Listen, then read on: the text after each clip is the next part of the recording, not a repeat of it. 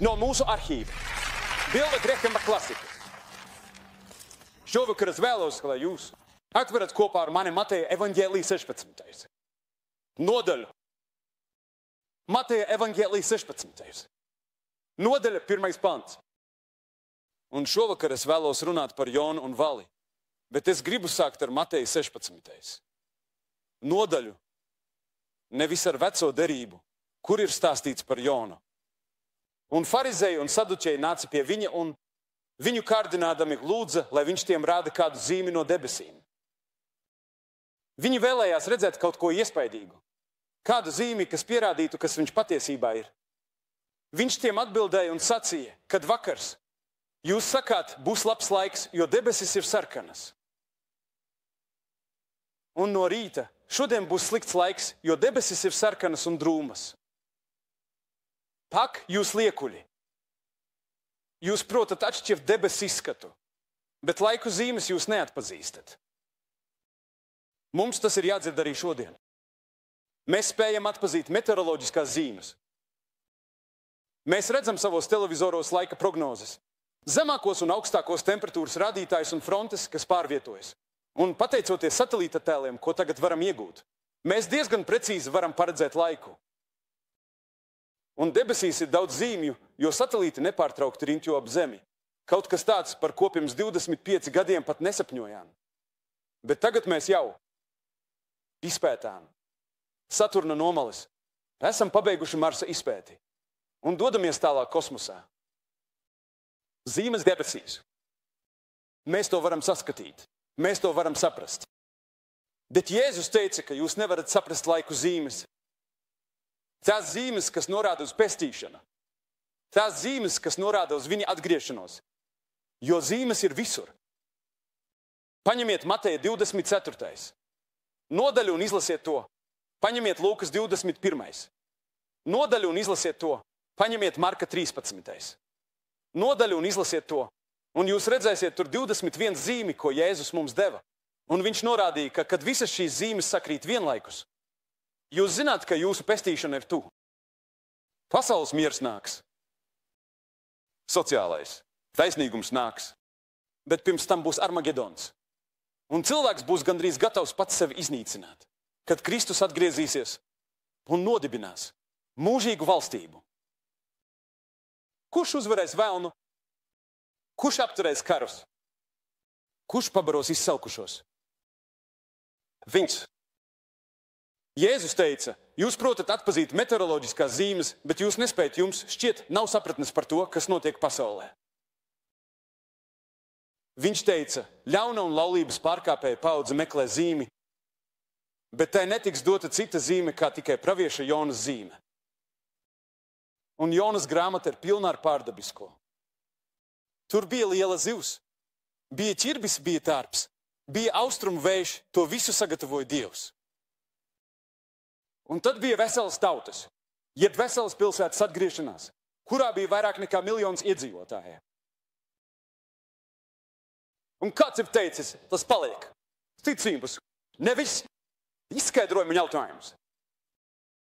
Es tam ticu ne tikai tāpēc, ka tas ir Bībelē, bet arī tāpēc, ka Jēzus to apstiprināja. Ja tas nekad nebūtu noticis, un Jēzus teiktu, ka tas ir noticis, tad tas radītu uzticamības problēmu attiecībā uz Jēzu. Ja tu tici Jēzum, tev ir jātic Jonas stāstam. Un šajā mazajā grāmatā ir milzīgas patiesības, kuras es vēlētos šovakar apskatīt, bet man diemžēl nav laika visām no tām. Mēs tik ļoti aizraujamies ar to, kas notika ar zivi, kad lasām Jonas grāmatu, ka aizmirstam par to, kas notika ar pašu Jonu. Redziet, Jona centās atrast Dieva gribu savai dzīvei. Dieva vārds Jonam bija ļoti skaidrs. Dievs sacīja, celies, ej uz Ninivi, to lielo pilsētu, un sludini pret to, jo viņu ļaunums ir nonācis manā priekšā. Jonam šī Dieva pavēle nepatika. Viņš sacēlās jau pie domas vien par došanos uz Ninivi. Pirmkārt, es nedomāju, ka viņš saskatīja kādu pievilcību būt par sludinātāju, kas pasludina sodu un saka, ka pār viņiem nāks tiesa. Bet otrs un pats svarīgākais iemesls bija tas, ka viņš negribēja, lai Dievs apžēlo Ninivi. droši vien nekad nav bijusi ļaunāka, bezdievīgāka, amorālāka un vardarbīgāka tauta par asīriešiem, kas dzīvoja Ninivē. Viņš sacīja, Dievs, viņi ir pelnījuši elli. Atbrīvo pasauli no viņiem. Nogalina viņus visus. Tā Jona jutās. Viņi bija tik ļauni, tik briesmīgi un tik nežēlīgi pret viņa tautu. Tāpēc, kad Dievs pavēlēja viņam doties un sludināt atgriešanos. Ninivē ir rakstīts, ka Jona bēga no tā kunga vaiga. Viņš teica, es vienkārši to nevaru izdarīt. Viņš sacīja, es bēgšu no Dieva. Es varu paslēpties no Dieva. Tāpēc viņš iekāpa kuģī, kas devās uz Taršišu. Taršiša bija pie jūras kurorts. Un viņš domāja, ka aizbrauks mazliet pagulēt saulē. Pie pludmales izbaudīs dzīvi un ļaus Dievam sūtīt kādu citu. Darīt šo netīro darbu. Sludināt sodu Ninivē. Bet, ziniet, nepaklausības un grēka ceļš vienmēr ved lejup. Pamaniet, ir teikts, ka viņš devās lejup uz Taršišu. Un tas ved lejup vainas apziņā, vientulībā, šķiftībā un ellē. Un katrs solis ved ar vienu. Zemāk. Katru reizi, kad tu beidz no Dieva klātbūtnes, tu nonāc nepatikšanās. Katru reizi. Katru reizi, kad tu izlaiž savu garīgo dzīvi. Katru reizi, kad tu nevelti laiku lūkšanai. Katru reizi, kad tu nelasi Dieva vārdu. Kā kristietis, tu esi nepatikšanās. Un katru reizi, kad tu dzirdi evaņģēliju un neko ar to nedari, tu esi nepatikšanās. Tu esi mūžīgās nepatikšanās. Jo tavā ķermenī mājo gars, un šis gars dzīvo mūžīgi. Vai nu debesīs, vai ellē. Un tu riskē katru reizi, kad dzirdi evaņģēliju un neko ar to nedari. Ādams un Ieva bēga no Dieva gribas. Viņi sacēlās pret Dievu, un cilvēci joprojām cieš no šīm sekām. Sams bija Dieva izredzēts.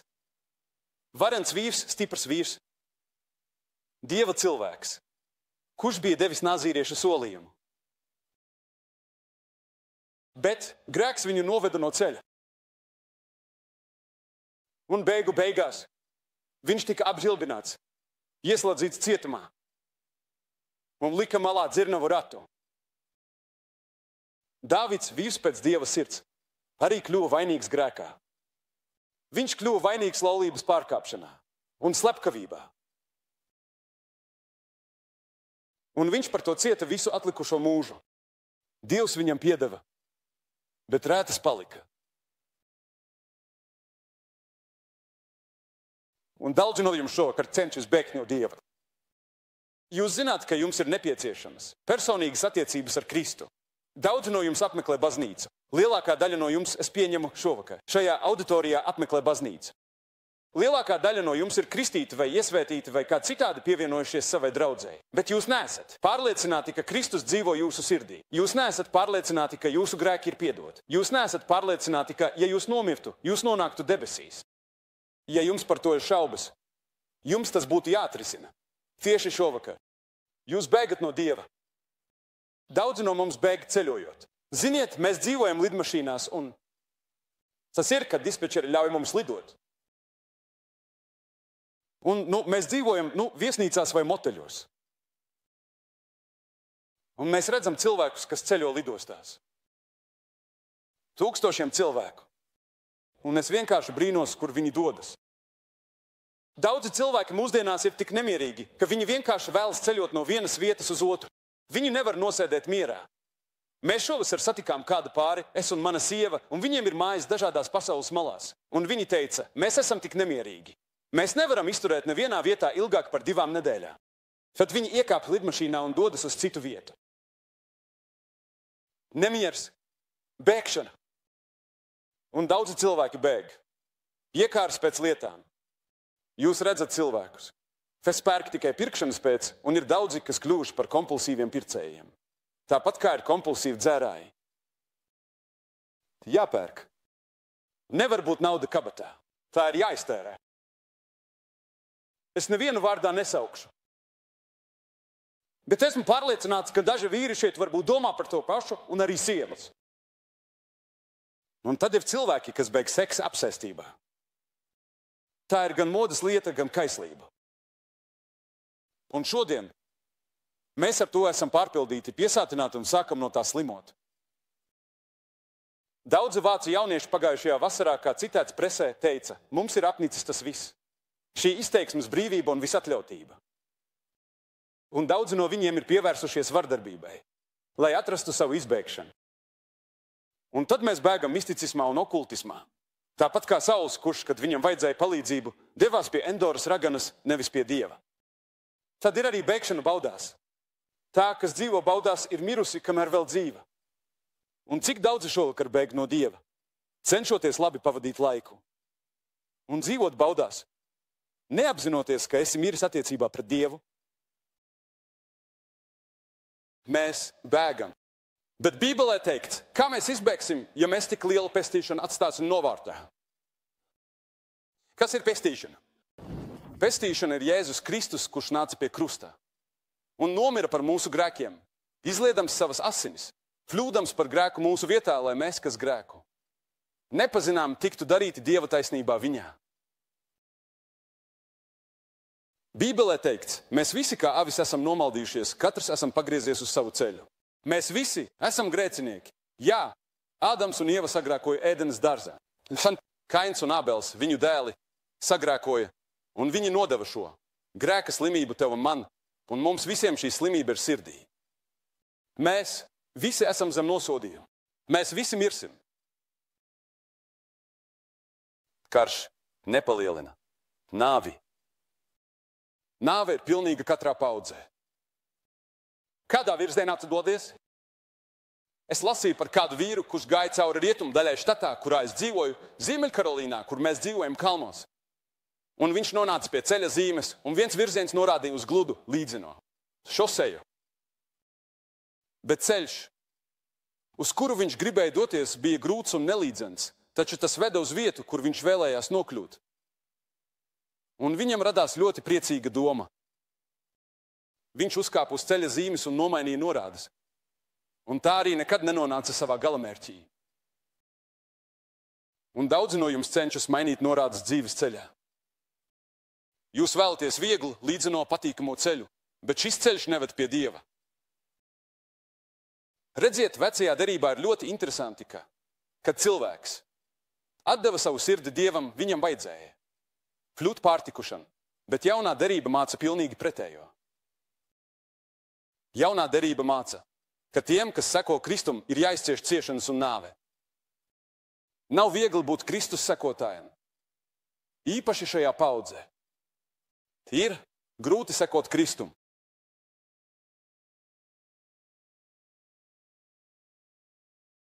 Jēzus teica, ka ir divi dzīves ceļi. Ieiet pa šaurajām vārtiem, jo plati ir vārti un plašs ir ceļš, kas ved uz pazušanu. Un daudz ir tie, kas pa to iet, viņš sacīja, jo šauri ir vārti un šaurs ir ceļš, kas ved uz dzīvību, un maz ir to, kas to atrod. Viņš teica, plašais ceļš, kas ved uz elli, ir pilns. Kā kāds sens teologs viduslaikos teica, cilvēki steidzas uz elli tā, it kā baidītos, ka tā būs. Filna pirms viņi tur nokļūs. Jēzus teica, ka ceļš ir plats, bet viņš arī sacīja, ka ir vēl viens ceļš, kas ir šaurs, nelīdzens, grūts un smags, un lai uz tā nokļūtu, tev būs jāatsakās no sevis. Jābūt gatavam uzņemties krustu, identificēties ar Kristus skolā fabrikā, uz lauka, kā arī ar saviem draugiem un kaimiņiem. Lai visi zina, kur tu stāvi, ka tu stāvi par Kristu, par taisnību, godīgumu, labestību, morāli un taisnīgumu, un tas nav viegli. Mūsu paudzē ir viegls ceļš, plats ceļš, bet Jēzus teica, ka tā gals ir nāve, iznīcība, tiesa un elle. Tas neilgst ilgi. Paneļ, dzīve drīz beigsies. Un cik daudzi no jums vēlēsies, kaut būtu izvēlējušies to šauro ceļu, un daudzi no jums šovakar stāv krustcelēs. Jums būs jāpieņem lēmums, pirms jūs šeit aiziesiet. Nav neviena, kas klausās manu balsi. Tu vari būt korī, tu vari būt šajā lielajā auditorijā. Un tev būs jāpieņem lēmums. Tu saki, nē, es nepieņemšu nekādu lēmumu. Jā, jūs to darīsiet. Tu teiksi jā vai nē, vai arī teiksi varbūt. Varbūt. Vai varbūt tu teiksi, es pagaidīšu, bet tu tik un tā pieņemsi lēmumu. Neviens cilvēks šajā vietā šovakar neaizies prom, nepieņems lēmumu par to, ko tu darīsi ar Jēzu Kristu. Tu būsi to izdarījis, kad aiziesi no šejienes. Tātad, kā rakstīts, Jonam bija jāsamaksā par savu ceļu. Viņš iekāpa laivā, uzkāpa uz kuģa. Samaksāja par ceļu. Un Bībele saka, ka ejot pa plato ceļu, dzīvojot sev un baudām, grēka alga ir nāve. Pārkāpēja ceļš ir grūts. Arī pārkāpēja dzīvē ir sava cietība, kas beidzas ar nāvi un tiesu. Kuģi un tā apkalpe piemeklēja virkni nelaimju. Un, kad sākās vētra, viņi sāka lūgt savus dievus, sakot, ak, izglāb mūs. Kas notiek? Kas notiek? Kas notiek? Jūrniekus pārņēma liels izbīrus, jo viņi meta meslus, un mesls krita uz Jonu, un Jona atzinās, ka bēg no kunga dieva.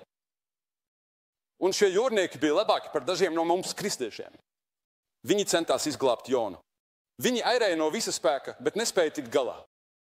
Vētra bija pārāk spēcīga. Tāpēc viņi iemeta Jonu jūrā, un Dievs bija sagatavojis šo lielo zivi. Redzi, tavs grēks un nepaklausība ietekmē ne tikai tavu dzīvi, bet arī citu cilvēku dzīves. Jona bēgšana no Dieva, pavēles un no paša Dieva.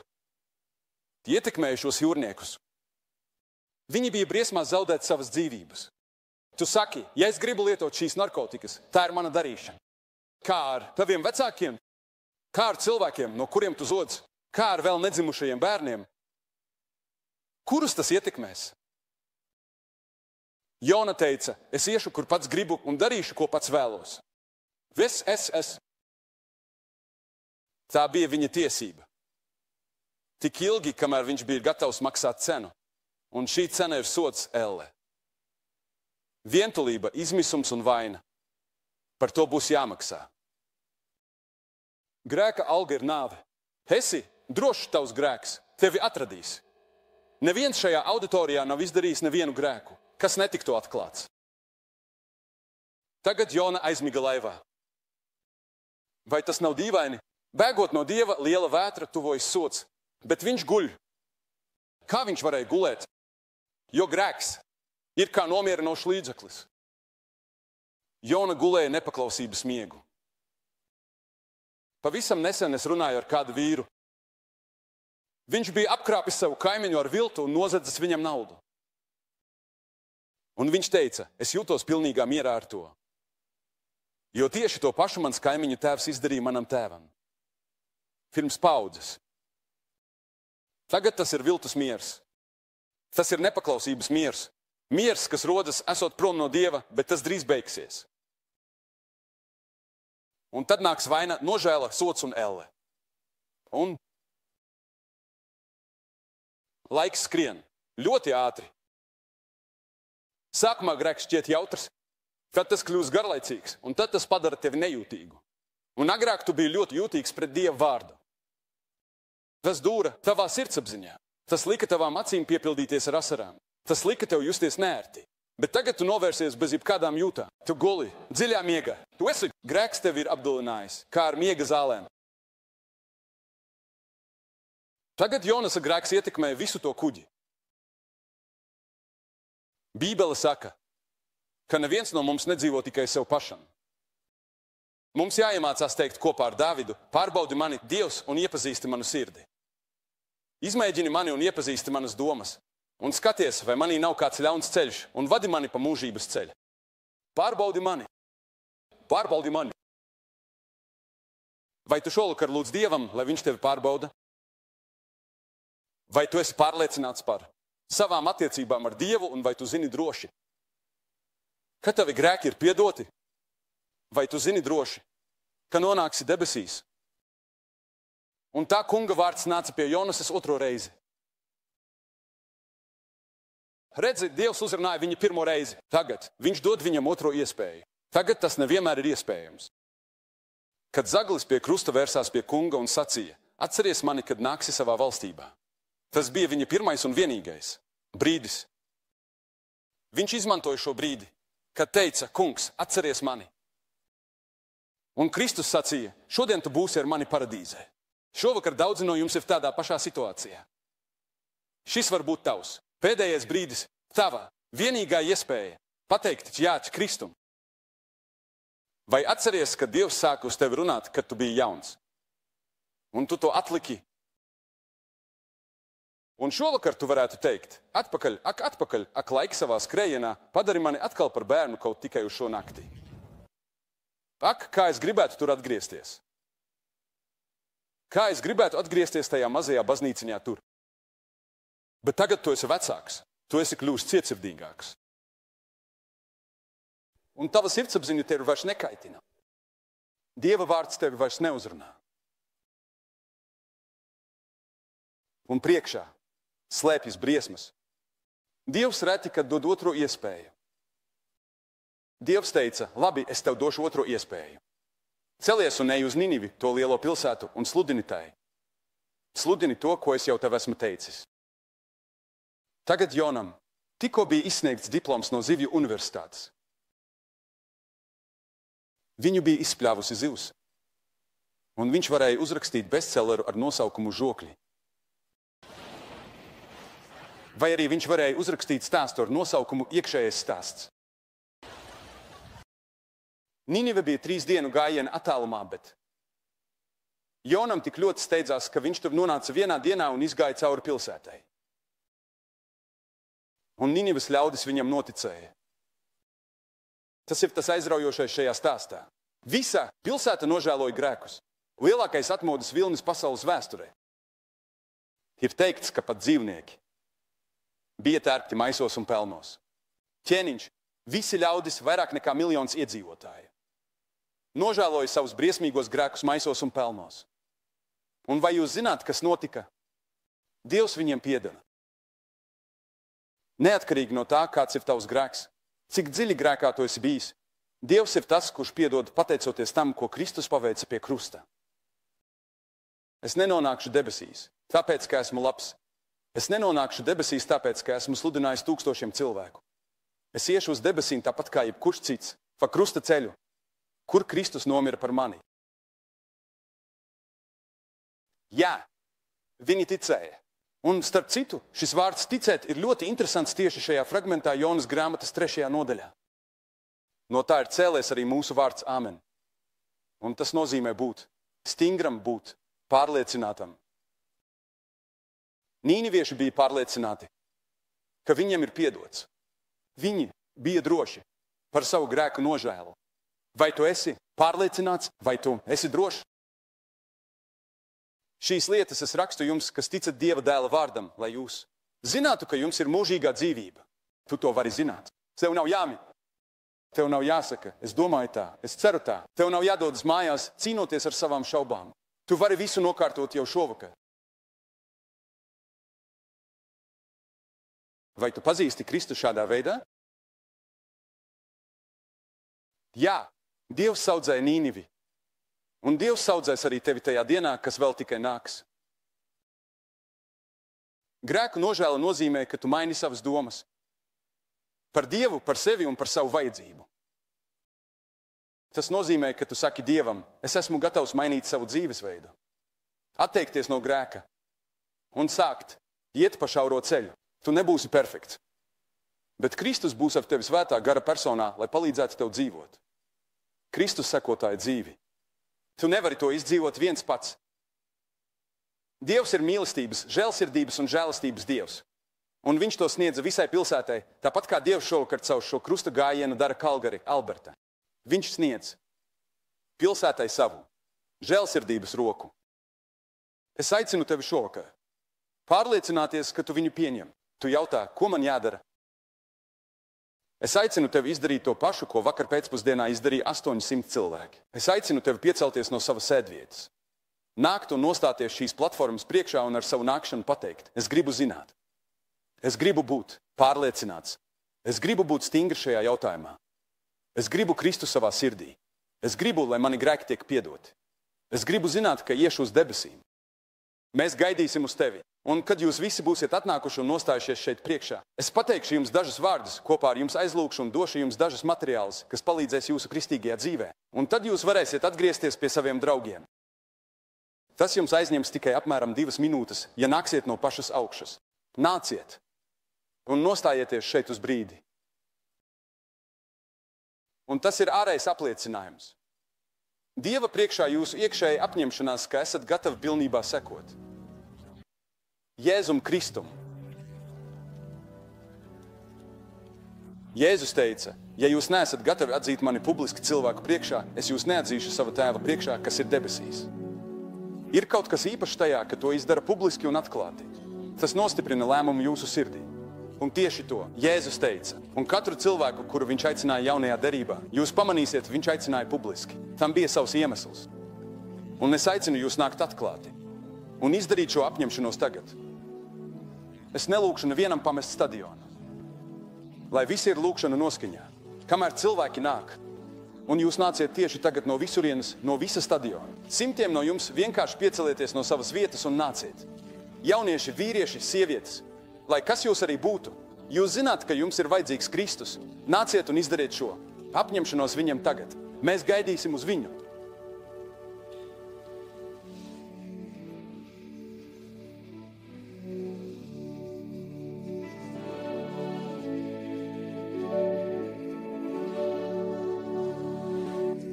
Kamēr simtiem cilvēku dodas ārā no tribīnēm šeit Kalgari stadionā, daudzi no jums vēlētos nodot savu sirdi un dzīvi Kristum. Un pēc brīža Billijs Grējams teiks vēl dažus vārdus tieši jums. Viņš arī iedrošinās jūs piezvanīt uz to numuru. Ko redzat šobrīd? Uz ekrāna. Es gribētu atgādināt jums to, pierakstīt. Un kamēr zvani turpināsies, mūsu konsultanti būs gatavi jums palīdzēt. Lai kungs jūs svētī. Un tagad vārds atkal Grējamam ar vēl dažiem vārdiem.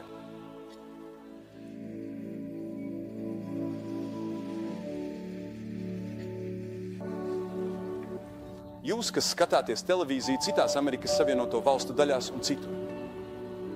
Pasaulē varat redzēt, kā šeit Kalgari, šajā lieliskajā, skaistajā stadionā simtiem cilvēku no visām pusēm nāk, lai pieņemtu šo lēmumu par labu Jēzum Kristum. Jūs varat izdarīt to pašu neatkarīgi no tā, kur atrodaties. Savā viesnīcas numurā, mājās vai jebkur citur. Un teikt, jā, Kristum. Jūsu ekrānā ir redzams tālruņa numurs. Jūs varat paņemt savu telefonu un piezvanīt, un šobrīd tur jau gaida konsultanti, kas ir gatavi ar jums runāt. Tieši tāpat kā konsultanti šeit runās ar cilvēkiem un dos viņiem šo literatūru. Viņi vēlas jums palīdzēt ar jūsu problēmām. Vai jūsu ceļā pie Kristus. Paņemiet telefonu tūlīt un zvaniet uz šo numuru. Lai Dievs jums palīdz to izdarīt, un noteikti nākamajā svētdienā, ejiet uz baznīcu. Ja jūs tikko lūdzāt šo lūkšanu kopā ar manu tēvu, vai ja jums ir kādi jautājumi par attiecībām ar Jēzu Kristu, kāpēc gan jūs nepiezvanāt uz to numuru, kas redzams ekrānā? Tur būs kāds, kas ar jums parunās, kopā lūgs un atbildēs uz jūsu jautājumiem. Un atcerieties, Dievs jūs mīl. Ja vēlaties uzticēt savu dzīvi Jēzum Kristum, lūdzu, zvaniet mums tūlīt bez maksas pa tālruni 1-877 -772 -4559. Tas ir 1-877 -772 -4559.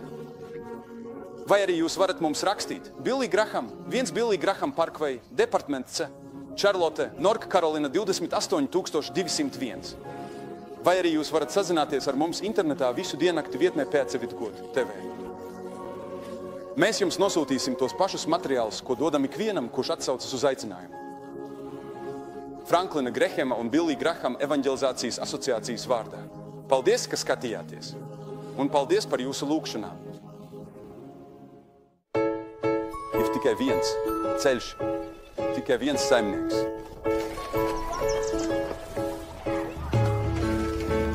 Dzirdi jaunās dienas skaņas. Esi liecinieks stāstam, kas nekad neizdziest. Nāc un atdod savu dzīvi Kristum un redzi, kas notiks. Viņi aizveras. Forši. Nāc ar mani uz Billy Graham bibliotēku. Ak,